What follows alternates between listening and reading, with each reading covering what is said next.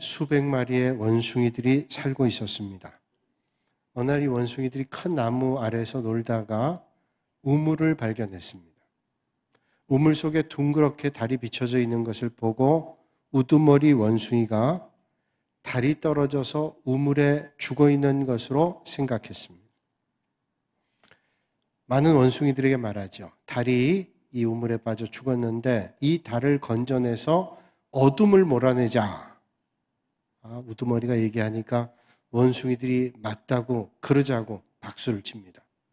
한 원숭이가 묻습니다. 그런데 어떻게 이 달을 건져낼 수 있을까요? 우두머리 원숭이가 말하죠. 내게 방법이 있어. 내가 저기 있는 큰 나무의 가지를 내가 붙잡고 있을 테니 그 다음 덩치 큰 원숭이가 내 꼬리를 붙잡고 꼬리를 또 누가 붙잡고 해서 맨 마지막 놈이 그 우물에 빠진 달을 건지면 된다 한 거예요. 그래서 일사불란하게 우두머리 원숭이의 말을 따라서 원숭이들이 꼬리를 잡고 그 달까지 우물 속에 있는 비춰진 달에까지 다다르게 되는 거예요. 이제 조금만 더 하면 달을 건질 수 있을 것 같아요. 마지막 원숭이가 머리를 이렇게 기울이는데 무게중심이 우물 쪽으로 옮겨지게 돼서 나뭇가지가 끊어지게 되는 거예요. 다 우물 속에 원숭이들이 빠지게 됐어요. 생각해보면 어처구니 없는 일이죠. 어떤 달이 우물 속에 빠질 수 있고 그 달을 건질 수 있는 원숭이가 세상에 어디 있습니까? 분수가 자기의 분수를 모르죠. 달을 건질 수 있는 존재가 아니라고 하는 겁니다. 한 여행객이 알프스산을 등정했습니다. 알프스산 꼭대기에 올랐는데 거기를 관리하고 있던 관리인이 큰 소리를 칩니다. 그 고개를 숙이십시오. 몸을 낮추십시오. 큰 소리가 들려오는 거예요. 너무 큰 소리로 외치기 때문에 순간적으로 관광객이 몸을 낮추고 고개를 숙였습니다. 그때 돌풍이 불더니 바람이 탁 치고 가는 거예요. 다행히 이 여행객은 몸을 숨겼기 때문에 그 바람에 휩쓸리지 않았습니다. 경비원이 와서 얘기하죠. 이 알프스 정상에는 가끔 돌풍이 부는데 몸을 똑바로 세우고 있다가는 그 바람에 휩쓸려 떨어지는 경우가 있습니다. 그렇죠. 높은 꼭대기에 허리를 굽히고 몸을 숙여야 이겨낼 수가 있습니다. 정상에 선 사람의 자세라는 것. 흔히 히말라야에 14개 높은 봉우리가 있다 그러죠. 그래서 14좌라 그러는데 우리나라의 산악인 몇 사람이 14좌를 정복했습니다. 여자 가운데 여류등반 가운데 한 사람인 오윤선이라고 하는 사람이 등반했다 그러죠. 그런데 그 등반한 14개의 자 가운데 하나는 아직도 미심쩍다. 그래서 보류 가운데 있지만 하여튼 훌륭한 등반가임에는 틀림이 없습니다. 이분이 한 인터뷰에서 이런 말을 했습니다. 나는 정상에서 5분 이상을 머무른 적이 없습니다. 5분 이상 정상에서 머무른 적이 없다는 거예요. 저에게 있어서 정상을 올라가고 난 다음에 가장 큰 관심은 살아서 정상을 벗어나는 겁니다. 그리고 집에 돌아가는 겁니다. 아무리 높은 산에 올라갔다 할지라도 거기서 살 수 있지 않아요. 언젠가는 내려가야 됩니다. 집으로 가야 됩니다. 그래서 저에게 있어서 가장 큰 목표는 살아서 집으로 돌아가는 것이다. 5분 이상 머물지 않는 것이다. 생각해 보면 그게 우리의 자세지요. 높은 자리에 서게 되는 사람의 자세.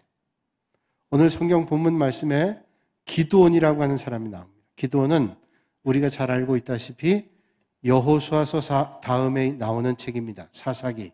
사사기 시대는 하나님께서 사사를 들어 쓰셔서 이스라엘 백성들을 이끌어서 하나님의 역사를 드러냈던 때입니다. 그 사사 가운데 기드온이라는 사람은 미드얀이라고 하는 강대국, 그 적들에 대항해서 300명이라는 용사를 가지고 이겼던 위대한 인물이죠.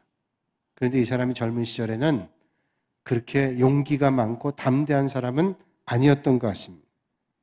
이름도 별로 알려지지 않고 상대적으로 겁도 많았던 그런 사람이었습니다. 그런데 이 사람이 한 번은 하나님의 사자를 만납니다. 하나님의 사자가 기드온에게 말씀하죠. 큰 용사여 여호와께서 너와 함께 계시도다. 겁쟁이고 미약했던 이름이 없었던 기드온에게 하나님의 사자가 말합니다. 큰 용사라고, 하나님께서 너와 함께 한다고.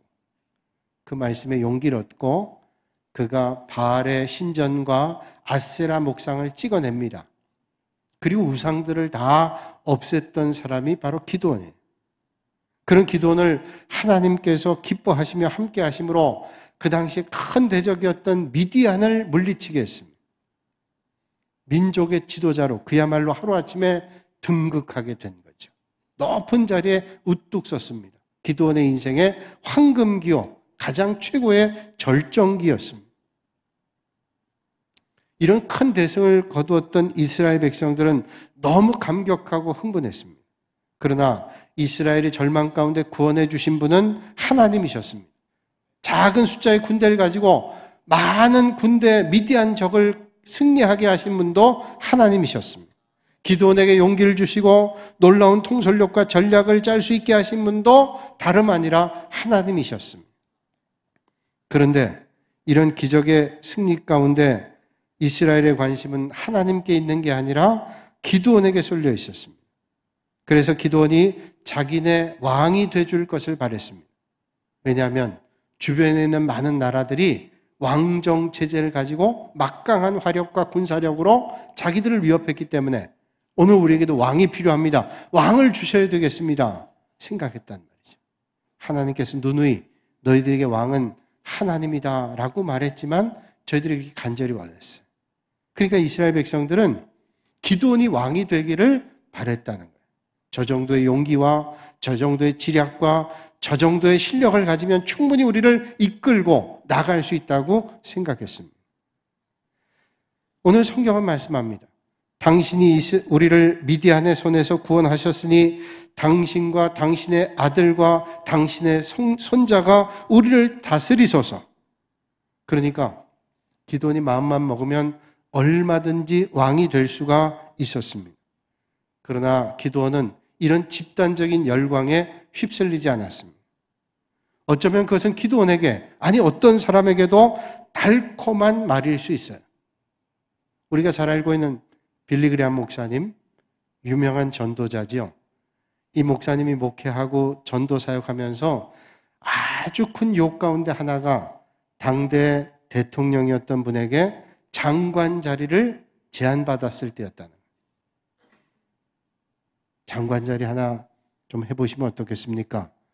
여러분, 누군가 여러분에게 장관 자리를 제안하면서 한번 해보시면 전혀 생각 안 했던 사람도 그렇게 한다면 흔들릴지 모르겠어요.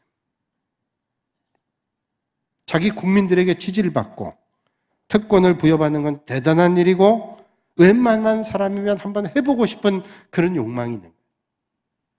그러나 기드온은 그렇게 하지 않았습니다. 기드온은 단호하게 사양합니다. 내가 너희를 다스리지 아니하겠고 나의 아들도 너희를 다스리지 아니할 것이요 여호와께서 너희를 다스리시리라. 나도 내 아들도 누구도 다스리지 않고 오직 하나님께서 너희를 다스릴 거다. 적당히 사양한 게 아닙니다. 나는 아니야. 하나님이 너희를 다스려 라고 말씀했던, 얼마나 훌륭한 대답인지 몰라요. 기드온은 이 모든 승리는 하나님이 하신다 라고 하는 것을 잊지 않았습니다. 기드온의 역사가 여기서 끝난다면 얼마나 위대한 인물이 됐을까요? 또 아름다운 흔적만 남게 됐을까요? 그런데 문제는 그 이야기가 여기서 끝난 것이 아니라고 하는 사실입니다. 오늘 말씀을 봐도 기드온은 백성들에게 아주 작은, 아주 사소한 요청을 합니다. 그 사소한 요청이 뭐예요? 너희들이 전리품을 얻은 귀고리를 내게 달라는 거예요. 오늘 말씀하죠. 내가 너에게 요청할 일이 있으니 너희는 각기 탈취한 귀고리를 내게 줄지니라. 그들이 승리했던 이스라엘 사람들은 금부치를 많이 사용하는 사람입니다. 귀고리가 많은 사람들이에요. 많은 전리품 가운데 귀고리 하나씩 좀 달라. 그게 뭐 대단한 일이에요. 그것도 자기들을 이끌었던, 그리고 승리로 이끌었던 기드온에게 금귀고리 하나 그거 갖다 드린 게 무슨 대수겠어요. 그래서 모아서 기드온 앞에 갖다 바친 금 귀걸이 무게를 다 재보니까, 금 붙인 무게를 재니까 오늘 성경 말씀에 1700세겔이라 그렇게 말씀해요. 1700세겔을 오늘 계량법에 따지면 19.38kg. 19.38kg. 20kg이 조금 안 돼요. 한 돈을 보통 우리는 3.75g이라 그러죠. 그러니까 그렇게 계산한다면 모두 5,163돈입니다. 5,163돈. 그럼 이게 도대체 얼마치 가치가 될까? 그래서 어제 제가 한국 금거래소에 전화는 안 하고 인터넷 요새 다 뒤져보면 알잖아요. 뒤져봤더니 살 때는 12억 1,100만 원. 살 때는 12억 1,100만 원이고 팔 때는 10억 9,800만 원 정도래. 그러니까 11억에서 12억 정도의 가치의 금이 모여지게 된. 그런 것들을 왜 달라 그랬을까요? 기도원이? 그걸로 도대체 뭘 하려고 그런 금귀걸이를 달라 그랬을까요? 오늘 말씀 보니까 에봇을 만들었다는 거예요. 에봇.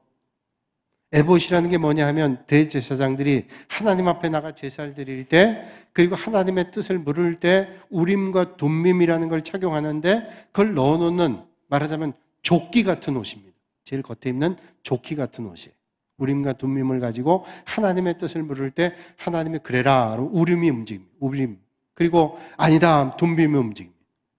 자, 그걸 넣어뒀던 그런 조끼를 만들어서 화려하게 금으로 장식해서 만들었습니다. 그럼 도대체 왜 이걸 만들었을까요? 기도원이 실로에 가서 대제사장에게 가서 하나님의 뜻을 물을 필요가 없어요. 그리고 자기가 직접 하나님께 뜻을 묻겠다는 겁니다.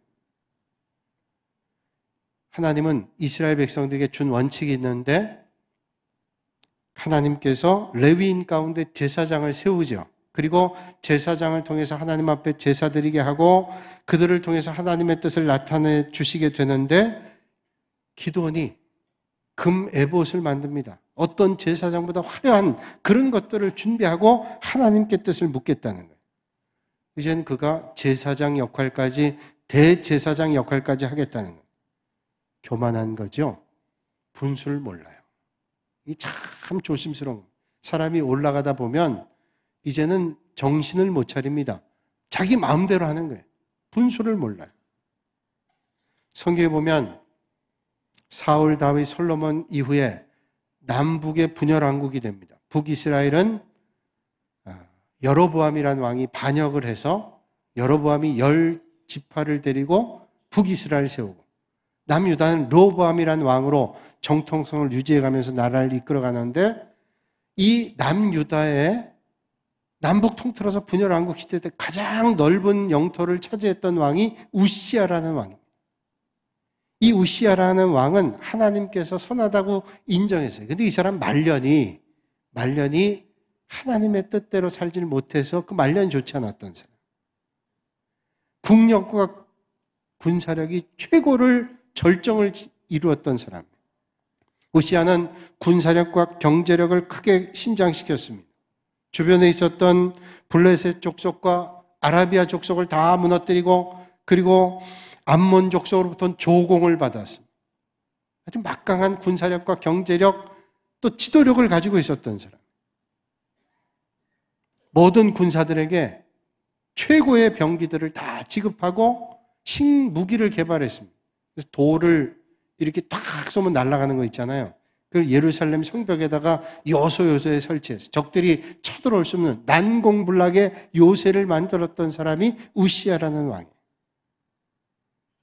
그런데 그는 능력 때문에 점점 교만하고 방자해져서 스스로 제사장이 되려고 했습니다. 그래서 제사장들이 다루는 제단의 분향을 자기가 마음대로 다루려고 합니다. 아사랴라는 제사장이 말렸습니다. 다른 제사장들과, 왕이여 여기는 이렇게 하는 것이 아닙니다. 왕이여 여기를 나가십시오. 이건 왕이 할 일이 아닙니다. 이건 하나님께서 아론의 후손들에게 맡겨주신 제사장의 일을 감당하는 건데 왕이 여기 계십니까? 나가라는 거예요.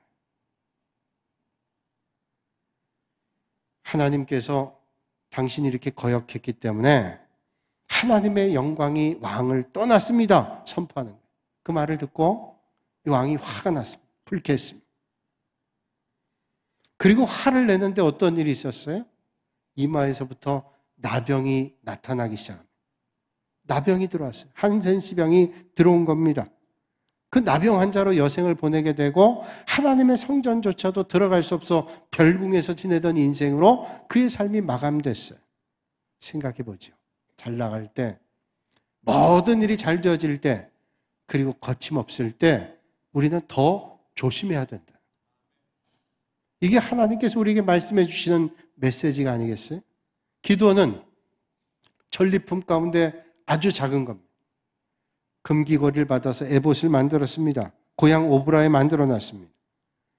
자기가 나름대로 변명이 있을 거예요. 내가 하나님 뜻을 물으며 잘하기 위해서. 그런데 그게 어떻게 됐어요? 이게 우상덩어리가 됐습니다. 많은 백성들이 기도원이 죽고 난 다음에 하나님도 알지 못하고 이게 우상이 돼서 이 에봇이 저희들의 우상이 됐어요. 그리고 바알을 섬기고 다시 또 우상을 섬기는 그런 삶이 됐습니다. 오늘 본문 이후에는 33절과 34절에 이렇게 말씀하고 있죠. 기드온이 이미 죽음에 이스라엘 자손이 돌아서서 바알들을 따라가 음행하였으며 또 바알브릿을 자기들의 신으로 삼고 모든 원수들의 손에서 자기들을 건져내신 여호와 자기들의 하나님을 기억하지 아니하며, 기드온이 죽고 나니까 열렬하게 바알을 숭배하는 우상 숭배자들이 됐습니다. 이스라엘의 신앙은 무너지고 말았어요. 기드온은 젊은 날 바알의 단을 무너뜨리기도 하고 종교 개혁을 했던 사람이에요. 그러나 자기 백성들로부터 환호를 받으며 높아지기 시작하면서 우상화가 됐어요. 자기 우상화가 된 겁니다. 그런 죄를 졌어요. 누구나 조심해야 돼요. 결국 그것으로 말미암아 후대 공동체에 얼마나 악영향을 끼쳤습니까? 기드온 사는 동안 평안한 것 같았어요. 그런데 그 평안은 진정한 평안이 아니었습니다. 그러므로 주님 말씀하신 것처럼 선줄로 생각하면 넘어질까 조심해야 됩니다. 주님 말씀하죠. 근신하라, 깨어라, 너희 대적 마귀가 우는 사자같이 두루다니며 삼킬 자를 찾나니. 여러분, 마귀는 얼마나 영특한지요. 교만한 사람 골라냅니다. 쫓아갑니다. 불평이 있는 사람 따라갑니다. 쫓아냅니다. 그리고 자기 하수인을 만드는. 여러분, 시험에 장사 없습니다. 나는 시험에 안 빠져. 어떤 사람이 그런 말 할 수 있어요? 믿음의 조상이라고 하는 아브라함도 한때 시험에 빠졌고 많은 믿음의 선배들이 시험에 빠졌어요. 주님의 은혜 없이는 믿음의 길에 돌이킬 수 없는 그런 일들이 얼마나 많았어요. 그러니까 조심해라 라고 하는 경고는 누구에게나 필요한 경고. 오늘 말씀을 준비하면서 아주 오래전에 제가 경험했던 일들이 떠올랐어요. 제가 헤아려 보니까 10년 넘은 얘기예요. 이 교회에서 경험한 거죠. 10년 넘었는데 그때 어떤 장로님 한 분이 저와 말씀을 나눈 중에 그런 말씀하셨어요. 늘 기도하면서 하나님께서 제게 환상을 보여주시는데 우리 교회가 날마다 성장을 해가지고 제 환상 중에 보니까 4번 예배를 드립니다. 얼마나 감사한지 그냥 예배당이 가득 차가지고 4번 예배를 드리더라고요. 그게 10년 전의 얘기예요. 그래서 그 말씀 듣고 참 감사하고 꼭 장로님께 보여준 환상대로 하나님께서 이런 은혜를 베풀어 주십사. 저도 기도했어요. 그런데 그 장로님께서 그런 말씀을 하시고 며칠 뒤에 저에게 오셔서 또 이런 말씀하셨어요. 그런데 목사님, 제가 기도하면서 그런 생각이 들더라고요. 호사다마라는 말씀이 있지 않습니까? 좋은 일들이 많을 때 마귀가 틈타더라고요. 마귀는 교회가 성장하고 하나님의 나라가 확장되는 것을 절대로 원하지 않으니 회방을 놓을 수도 있겠다. 그런데 그 마귀가 자신이 될 수도 있고 다른 사람이 될 수도 있는데 더 경성해야 되겠습니다. 더 기도해야 되겠습니다. 저는 그 말씀이 옳다고 생각해요. 맞아. 잘 될 때 더 기도해야지. 더 잘 될 때 하나님의 은혜를 사모해야지. 틀림없는 얘기예요. 제가 그 말씀은 또렷이 기억이 납니다. 그런데 그 장로님이 누구였지? 기억이 안 나. 몇 번을 생각해봐도 기억이 안 나. 혹시 알고 있는 분 있으면 얘기해 주세요. 너무 답답해. 여러분, 그렇습니다. 위험은 언제 있어요? 잘 달릴 때 오는 거예요. 멈춰 있을 때 아닙니다. 달릴 때 위험이 옵니다. 달릴 때. 자동차가 속도 날 때 위험하지, 멈춰 있을 때 그래요? 달릴 때, 더 잘 달릴 때 사실은 위험해요. 그러므로 기드온의 모습은 오늘 우리에게 큰 교훈을 줍니다. 기드온은 외적으로부터 공격에, 막강한 공격에 승리했습니다. 하나님의 은혜로 이겼어요. 그런데 내적으로 영적인 타락이 공동체에 일어나기 시작했어요. 그러므로 조심해야 돼요. 여러분 삶의 자리가 잘 되고 높아질 때 하나님의 은혜를 찬송하고 하나님의 은혜를 더 바라보고 주님을 의지할 수 있는 여러분들이 되시기를 바랍니다. 아멘. 여러분, 다윗도 마찬가지예요. 전쟁할 때 다윗은 죄를 범하지 않았습니다. 그러나 이제 직접 나가서 싸울 필요가 없을 정도로 안정적이 됐습니다. 궁전에 있어서 궁전에서 그저 편하게 지나면서 낮잠을 잘 수 있는 여유가 생겼습니다. 그런데 그때 죄를 범했어요. 바쁘고 분주하고 집중할 때 안 그랬습니다. 여유 있을 때 시험이 들어오기 시작했어요. 여러분, 모두가 마찬가지. 영적으로 깨어있을 때, 주님 바라볼 때 덜해요. 그런데 이제 됐지라고 하는 여유가 있을 때 시험이 올 가능성이 많다는 거예요. 그래서 우리는 늘 돌아보지 않으면 안 돼요. 마귀가 얼마나 영특한지요. 예수님께서 공생이 시작할 때 40일 금식했잖아요. 그런 영적으로 가장 충만한 시간에 마귀가 감히 예수님께 와서 시험합니다. 이 돌 가지고 떡을 만들라. 이 돌 가지고 떡을 만들라는 건 뭐예요? 지금 예수님께 40일 금식했기 때문에 가장 시작할 때인데 그 인간의 약점을 아는 겁니다. 이 돌 가지고 떡 만들어. 주님이 못 만드실 분이에요. 그러나 주님께서 사람이 떡으로만 살 게 아니라 하나님의 말씀으로 살 거다 물리치시잖아요. 그건 뭐냐? 마귀가 우리의 약점을 안다는 거예요. 사단은 우리의 약점을 압니다. 우리가 어떤 것이 약한지를 마귀가 알아요. 그래서 깨어있지 않으면 안 되는 거예요. 여러분, 쇠사슬이 쇠로 만들어서 아주 강한 것 같지만 그 쇠사슬 고리를 딱 끊어버리면 아무리 길고 강한 쇠사슬도 끊어져 버리고 마요. 그러면 쓸 수가 없어요. 어떤 목사님께서 이런 말씀하는 걸 들었습니다. 본인이 섬기는 교회 여자 집사님 한 분 계셨는데 참 열심히 섬기는 분이고 믿음이 괜찮은 분이셨대요. 근데 가정에 어려움이 왔습니다. 자식 하나 있는데 이 자식이 가출했습니다.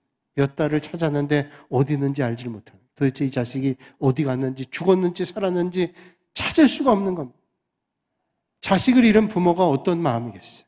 그런데 엎친 데 덮친 격으로 남편이 교통사고가 났어요.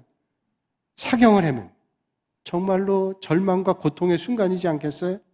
목사님이 너무 안타까운 마음으로 날마다 기도하면서 그 집사님을 봤을 때 이렇게 이래요.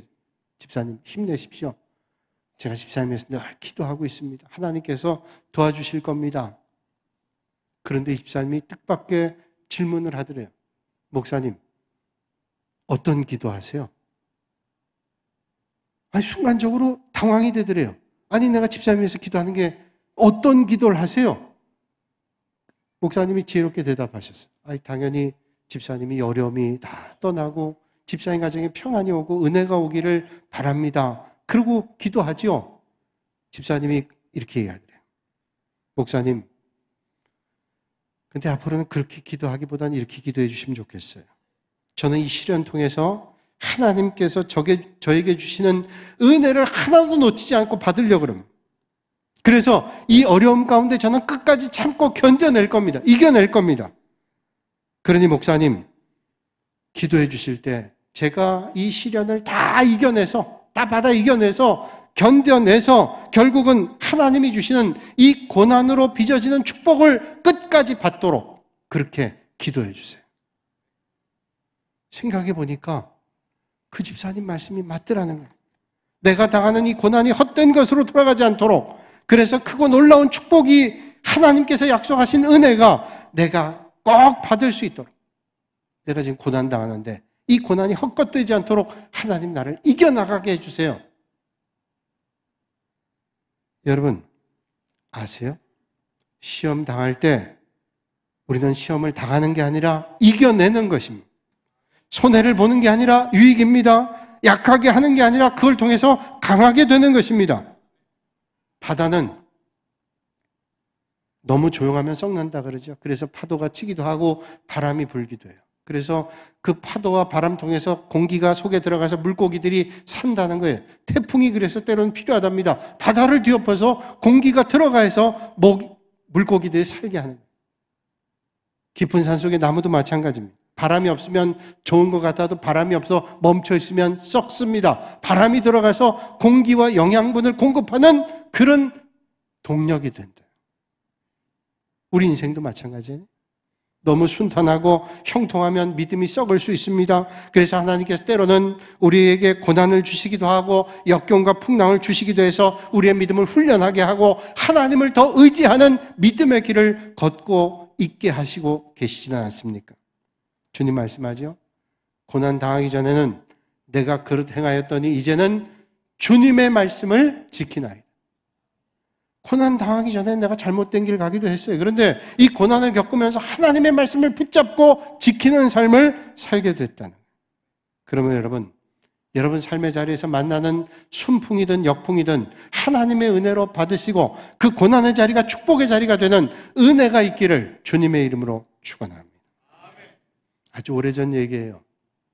추운 겨울에 아기를 안고 가던 아기 엄마가 길을 잃었습니다. 외딴 길에서 아무리 찾아도 민가가 없어요. 길도 찾을 수 없어요. 아이가 추워오니까 자기 옷을 벗어서 하나씩 덮어줬습니다. 아주 얇게 거의 속옷 가까이만 입고 있는 거예요. 더 춥죠. 가다가 할 수 없이 쓰러졌습니다. 쓰러지면서 정신이 가물가물하면서 생각이 들더래요. 이제는 나도 죽고 우리 애기도 죽는구나. 그런 절망감이 오더라고요. 마침 그때 멀리서 마차 한 대가 지나가는 소리가 들립니다. 그 마차를 놓치면 죽는 거예요. 그래서 죽을 힘을 다해서 일어나서 소리를 쳤습니다. 여기 보세요. 여기 사람이 있습니다. 소리를 쳤어요. 다행히 마부가 그 소리를 듣고 마차에 세웠습니다. 밑에 말에서 내린 마부가 쳐다보더니 아기를 빼앗아 안더니 그 아주머니를 밀치고 아기만 데리고 마차에 올라서 달리는 거예요. 이런 일이 어디 있어요? 자기를 태워가야 되잖아요. 이 애기 엄마는 밀쳐놓고 마차가 달리는 거예요. 죽을 힘을 다해서 달려갑니다. 이거 보세요. 내 아기 내놓으세요. 당장 쓰러져 죽겠는데 아기를 쫓아가는 거예요. 어디 아무리 달려도 마차를 쫓아갈 수 있어요. 그러나 죽을 힘을 다하고 애를 써서 쫓아가는 거예요. 마차가 저기 멀리 갑니다. 이거 보세요. 살려달라고 얼마나 뛰었는지 몰라요. 한참을 가는데 저기 마차가 서 있는 겁니다. 그래서 힘을 다해서 쫓아갔어요.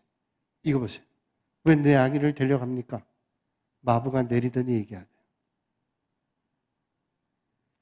부인, 미안합니다. 처음부터 부인을 태웠으면 부인은 얼어 죽었을 거예요. 지금 이렇게 달려서 땀이 나잖아요. 안 그랬으면 당신 죽었을 겁니다. 그래서 제가 연극한 거예요. 죽지 않게 하려고. 제가 엄동설안에 죽는 사람 많이 봤습니다. 열을 내야지. 미안합니다. 그래서 부인도 살고 아기도 살았어. 마부가 부인에게 고통 준 거 이유를 모를 때 원망스러웠습니다. 뭐 저런 사람이 있나 생각 들었을 거예요. 우리 인생에 때로는 어려움 만날 때 뭐 이런 일이 있나라는 절망감과 좌절감이 느껴질 때 있어요. 그런데 하나님께서 때로는 우리에게 어려움 주시기도 하고 내 가정과 일터와 삶의 자리, 인생에 풍랑을 주실 때도 있습니다. 그러나 하나님께서 무언가 우리를 훈련시킬 필요가 있어서 정신 차리게 할 필요가 있어서 우리를 살릴 필요가 있어서 그런 것 때문은 아닐까요? 그런데 그때 우리가 원망하고 불평하면 마귀에게 걸려듭니다. 그러나 그 순간에도 끝까지 인내하고 하나님을 바라보면 승리하게 되어 있습니다. 그러므로 사랑하는 여러분, 그럴 때마다 더 주님을 바라보실 수 있는 여러분들이 되시기를 바랍니다. 여러 해 전에 한일장신대 졸업식에 참석한 적이 있습니다. 그 당시에 총장이셨던 정장복 목사님께서 졸업생에 대한 설교를 하셨는데 많은 은혜를 받았습니다. 그 설교 원문을 제가 부탁해서 받아가지고 다시 은혜를 받았어요. 그 가운데 일부를 여러분들에게 읽어드리고 싶습니다. 사랑하는 졸업생 여러분, 그대들을 보내는 여러분의 모교는 여러분에게 순풍만이 있기를 바랍니다. 그러나 순풍은 우리의 희망일 뿐입니다. 역풍과 순풍은 창조주 하나님의 손에 있습니다. 역풍이 있어야 땀 흘리는 긴장이 있고 필요한 지혜를 찾게 됩니다. 저의 간절한 부탁입니다. 순풍은 순풍대로 즐기시고 역풍은 역풍대로 즐기면서 여러분에게 주어진 삶의 가치를 새롭게 인식하십시오. 하나님의 위대한 섭리를 쳐다보십시오. 여러분을 포기하시지 않고 붙들고 이모저모로 연단시키시는 깊은 뜻을 헤아리십시오. 순풍을 만났을 때는 기쁨과 감사와 찬송을 잊지 마십시오. 역풍을 만났을 때는 십자가 위에 주님의 눈동자에서 여러분의 눈을 떼지 마십시오. 자신을 붙들고 있는 목자가 누구인지를 언제나 잊지 마시고 그 손을 절대로 놓지 마십시오. 그렇습니다. 사랑하는 여러분, 모든 것이 잘 되어갈 때, 그래서 세상이 나를 유혹할 때 눈을 들어 주님의 십자가를 보십시다. 삶의 자리가 곤고하고 힘겹다 할지라도 눈을 들어 주님의 십자가를 보십시다. 그래서 마귀가 어떤 모양으로 우리를 넘어뜨리려 한다 할지라도 주님의 능력의 오른팔에 붙잡혀 승리하는 올 한 해 여러분들의 인생이 되시기를 주님의 이름으로 축원합니다. 거룩하신 아버지 하나님, 우리 인생길에 때로는 순풍을 만나기도 해서 교만할 때 있고 역풍을 만나 좌절할 때 있지만 그 순간 우리가 주님을 놓쳐 마귀에 붙잡힌 인생이 아니라 어떤 순간에도 주님께 우리의 눈을 집중하여 하나님의 은혜를 만나고 하나님의 역사를 만나는 축복의 자리 되게 하여 주시옵소서. 오늘도 이 아침에 순풍으로 때로는 역풍으로 어려움 가운데 있는 성도들이 있습니다. 오직 주님을 바라보게 하시고 하나님의 인도하심으로 승리하는 믿음의 권속들 되게 하여 주시옵소서. 예수님의 이름으로 기도하옵나이다. 아멘.